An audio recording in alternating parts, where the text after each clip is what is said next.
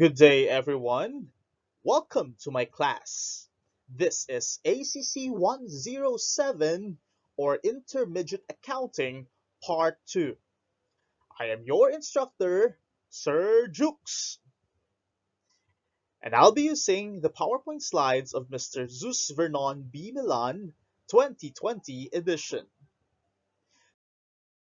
Today, we will be discussing agriculture under the related standard PAS 41. These are the learning objectives for today. At the end of the class, you, my students, should have first identified the scope of PAS 41. Second, you must have differentiated the following terminologies: biological assets, agricultural produce, and inventory. And third, you must have stated the initial and subsequent measurement of biological assets and agricultural produce. And lastly, you must have accounted for government grants that are within the scope of PAS 41. Let's proceed. The scope of PAS 41 is applied to account for the following when they are related to agricultural activity. So we have three. The first one are the biological assets. But we have to be reminded we need to exclude the bearer plants because they will be treated as a property, plant, and equipment. Letter B, agricultural produce at the point of harvest. This is very important that we need to consider the point of harvest because after the point of the harvest, it will no longer be part of the scope of PAS 41. Instead, this will be part of the scope of PAS 2, which is the inventory. And lastly, the unconditional government grants related to a biological asset measured at its fair value less cost to sell. Those are the inclusions. Now, let's focus on the exclusion of PAS 41. Let's start with the land.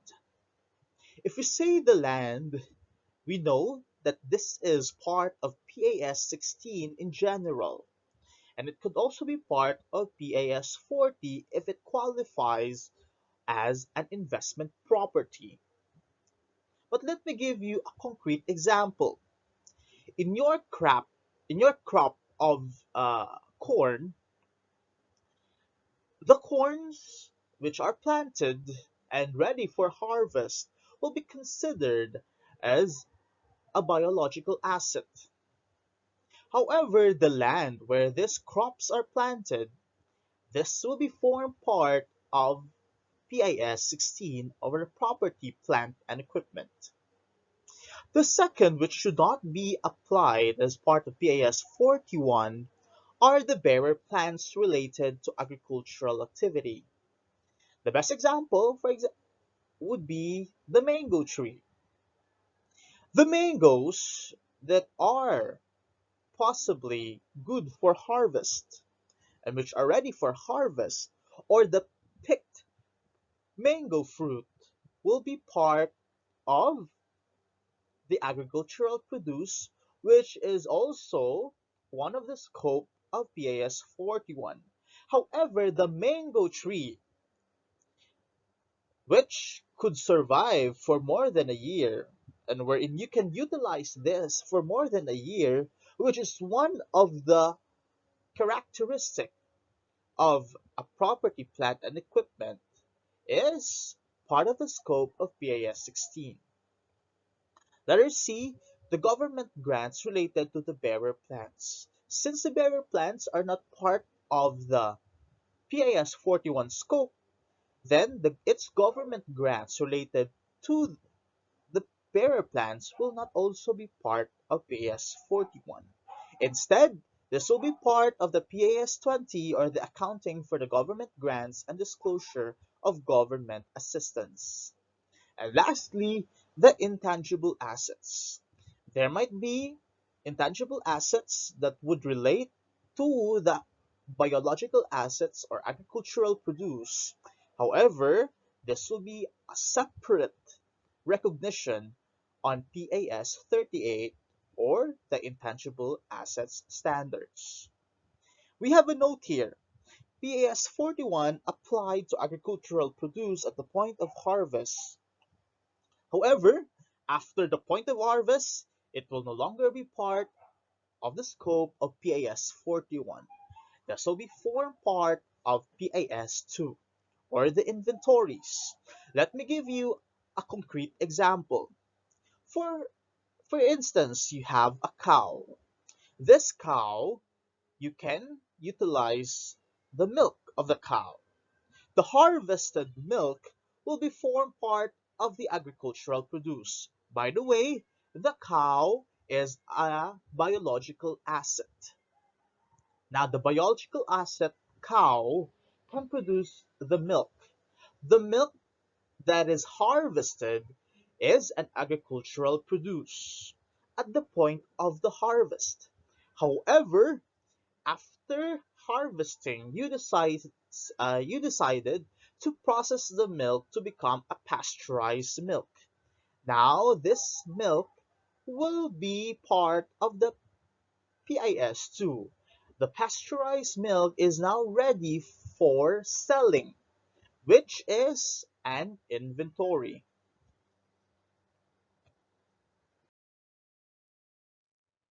Now let's differentiate biological asset, agricultural produce, and inventory.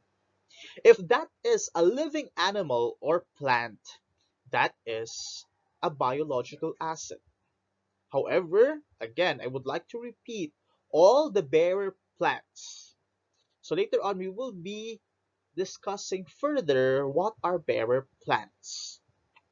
But to give you hint, bearer plants can be utilized for more than a year.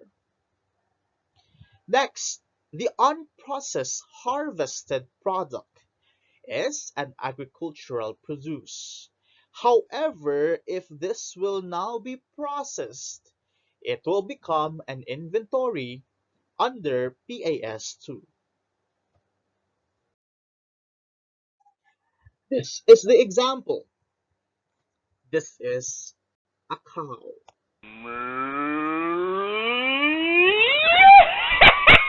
And this is how can I stop this? Moo! Moo! Moo! Moo! Stop. Okay. Now stop. So very, very alive. It's sounding. So cow is a biological asset. However, if this cow, we will somehow uh, ikakatay natin yung cow. Okay? So we this cow is now an agricultural produce. The unprocessed dead cow. Out of this unprocessed, I think we call it beef. Okay? Out of this unprocessed beef, we can actually chop the whole cow to become beef parts. Okay? The chopping is a process. Now, the chopped and the cleaned cow, which is now beef cuts, is an inventory. If we further process the beef cuts, it will now become a corned beef. It is an inventory. If this cow, when it was still alive, we harvested its milk and we process the milk that we produce out of this cow, then we produce a pasteurized fresh milk. Then it is another inventory. Again, the point of harvest is very important. Now let's go back on the bearer plant. So for us to further understand the bearer plants, let's first differentiate it with the consumable plants. So biological assets are either consumable or bearer. So it's not just the plants that are consumable, there are also animals that are consumable. So I'll give you some examples later on. For the consumable, these are the assets that needs to be harvested as agricultural produce or sold as a biological asset. So in short, we really need to what? To cut its life. For the bearer plants, we don't need to cut its life cycle. What we need to do is that we just get its agricultural produce. Those other than consumable biological assets. So anything that could not be consumed, those are bearer plants. Or anything that we enjoy its fruits only and its main tree will be utilized for more than a year, and that is a bearer biological asset. And it will be form part of the property, plant, and equipment. PS41 applies to both consumable and bearer animals. Again, for the animal side, consumable and bearer animals are part of the PAS41. How how do this animal become a bearer animal? Obviously, when they produce their babies, they now become bearer animals. However, 41 PS41 only applies to consumable plants, but not to bearer plants, because bearer plants are part of the property, plant, and equipment. So again, the corn crop is an annual crop. Once you harvest the corn, then its main plant is good for nothing. You have to clean your field. However, in the mango tree, you don't have to kill the main plant. All you need to do is you just need to harvest the fruits of the mango tree. And the mango tree can survive for more than a year. And the mango tree is now part of the PAS 16, or the property, plant, and equipment. Let's go to the agricultural activity. PAS 41 applies to biological assets, agricultural produce, and government grants only when they relate to agricultural activity. So what is the definition of agricultural activity?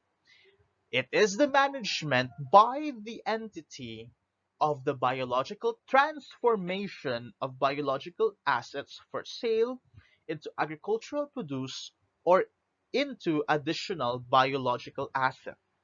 So I think the best example that I could give is when you raise a poultry. Why do we raise chickens? We raise chickens for the reason that we want to harvest maybe the egg, maybe we want to produce more chicken. That's why we do breedings.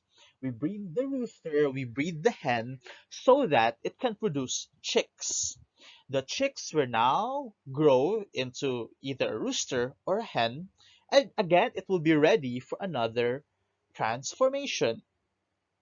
In case of the pigs, we grow pigs so that they can increase their size. When they increase their size, there is actually transformation. This transformation is then there's a change of value. So maybe when you had a baby pig, a piglet, it costs a little. However, when it transforms into a large white pig, it, it will now be more profitable. So you can see there is a transformation. There is a reproduction of another biological asset. And of course, there is an agricultural produce. The best example, the eggs coming from the chicken.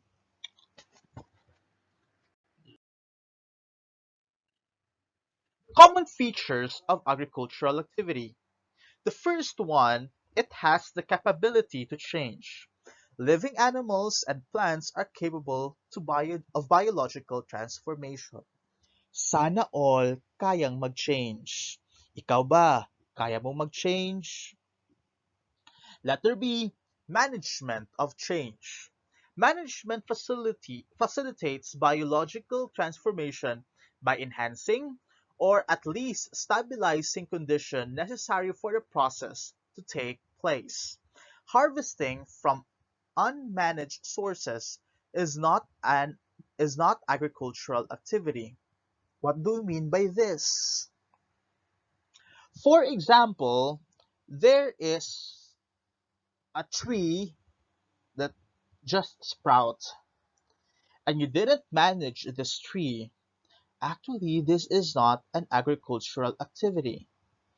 The tree is not being managed. Okay? The tree is not being taken good care, and the tree is not intended to be grown by the one uh, who owns the land. So again, there must really be an intention of managing the trees. There is really an intention, a massive intention, to grow a number of trees. Letter C, measurement of change. The change in quality or quantity brought about by biological transformation is measured and monitored as a routine management function. So again, I'll be going back to the pigs. So again, the first transformation is the quality. So after you manage your your pigs, okay, all that you observe the pig is growing in terms of quality.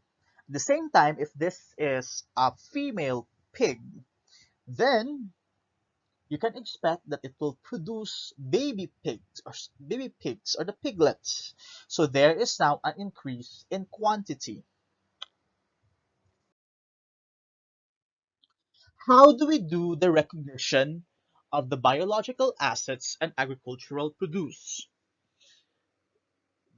These are recognized when, first, the entity controls the asset as a result of past event. So before, kailangang nagtanim ka para meron kang mag-expect na maaani mo. Again, there must be a past event. You must took an effort in order to grow a tree. Letter B. It is probable that future economic benefits associated with the asset will flow to the entity. So we know this, it is probable. There is a possibility, a big possibility, that there will be a benefit coming out from these assets. And letter C, the fair value or cost of the asset can be measured reliably. So later on, we will be discussing the measurement principles of PAS 41. And here it is. The biological asset shall be measured on initial recognition and at the end of each reporting period at its fair value less cost to sell. Again, it's very easy. Fair value less cost to sell. In the problems given, most of the time, or should I say all the time, fair value should be given. However, in the real life, fair value is being reconciled between the buyer and the seller of the product. Again, fair value is simply it is the willingness and the capacity of the seller to sell the product, and it is the capacity of the buyer to buy the product at a specific fair agreed price. How about for the agricultural produce? When you harvest something out of the entity's biological asset, these should be measured at fair value less cost to sell at the point of harvest. Such measurement is the cost at that date when applying PAS2 inventories or another applicable standard. So again, it is very important to consider the point of harvest. A biological asset is measured at cost less accumulated depreciation and accumulated impairment loss if the fair value of the biological asset cannot be measured reliably on initial recognition. Okay, so there is a recognition of depreciation and impairment loss.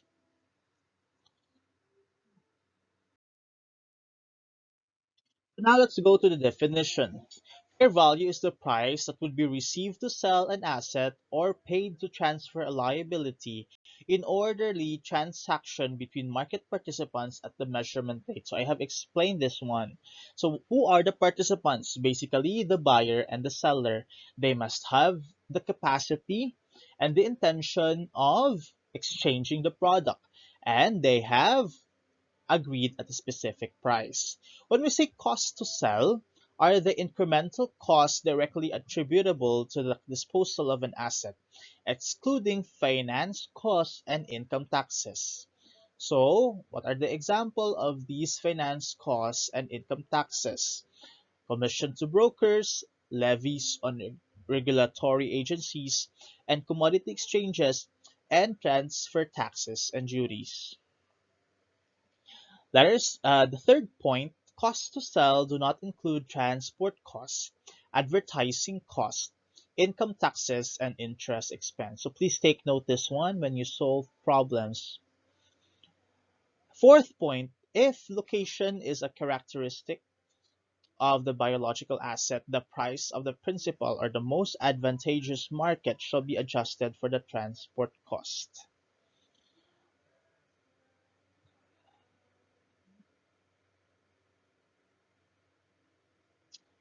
So if there is a need to consider the location of the transport of this biological asset, especially when it is on the remote area. The farms are mostly in remote areas. You have to consider the transport cost. Gains and losses. A gain or loss arising on initial recognition of a biological asset at fair value less cost to sell and from a change in fair value less cost to sell of a biological asset shall be included in profit or loss for the period in which it arises. So, what do we mean by this? Simply, any gains or loss shall be form part of profit or loss statement, not on the OCI or other comprehensive income. Again, you record or it should be reflected on the profit or loss statement. So these are the government grants that is applicable to the standard PAS 41, and how do we differentiate this from the standalone standard of the government grants? Nature of government grant. Government grant is unconditional and it relates to biological asset measured at fair value less cost to sell. The accounting procedure, you have to recognize income equal to the fair value of the grant when the grant becomes receivable. Again, income when grant becomes receivable. Government grant is conditional. How do we do this? There must be a completion of the condition. You only have to recognize income when all of the conditions are met. How about government grant relates to biological asset measured at cost? Again, account for the grant under PAS 20 or the government grants standard. Government grant is conditional, but a portion of the grant is retained according to the time that has elapsed. Recognize income using straight line method. So again, you recognize it just like how you do depreciation. Okay? What are the encouraged disclosure? Disclosure of the following information is encouraged but not required. Again, not required. Disclosure of consumable and bearer biological assets. So this is just a list. You have to list these assets. Number two, disclosure of mature and immature biological assets. Mature biological assets are those that have attained harvestable specification or are able to sustain regular harvest. Immature biological assets are those that have not yet attained harvestable specification or not yet able to sustain regular harvest. So what do you mean by this? Those mature hens that is being raised for the purpose of harvesting the eggs. These are mature hens. However, don't expect that the chicks are already mature. They are still immature. The chicks are not yet capable to produce eggs. The third encouraged disclosure is a disclosure of breakdown of the total gain or loss from the changes of the fair value less cost to sell during the period attributable to price change and physical change. So again, price change is a change on uh, the fair value of the biological asset. For example, it has there's a lapse of time. At this specific period of time, the chickens are somehow cheap. However, they increase their demand on the next months. So there is a change of price. When we say physical change, there is a change of price because the the quality or the quality of the biological asset increase. For example, biglang lumaki si baboy. Yung pig mo, biglang lumaki. That is a physical change. Obviously, it will also change its price. Again, I would like to make it clear that price change is the price of the change in the market. Sadyang lumaki yung demand, kaya lumaki yung price. However, for the physical change, lumaki yung price because lumaki yung iyong alaga. Change in fair value less cost to sale due to the price.